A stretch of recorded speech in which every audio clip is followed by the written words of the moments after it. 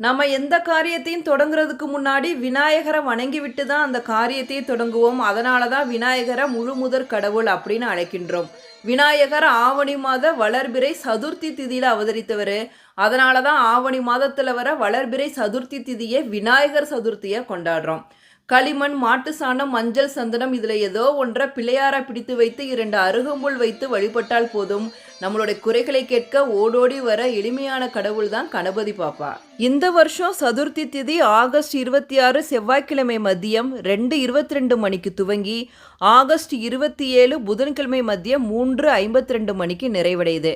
அதனால விநாயகர் சதுர்த்தி வழிபாட ஆகஸ்ட் 27 புதன்கிழமை மதியம் 4 மணிக்குள்ள நிறைவு செய்யறது சிறப்பு. ஆகஸ்ட் 26 செவ்வாய்க்கிழமை விநாயகர் சிலை வாங்க உகந்த நேரத்தை பார்க்கலாம். மாலை 4:50 மணி முதல் 5:50 மணி வரை. அதுக்கப்புறம் மாலை 6:30 மணி முதல் 8:30 மணிக்குள்ள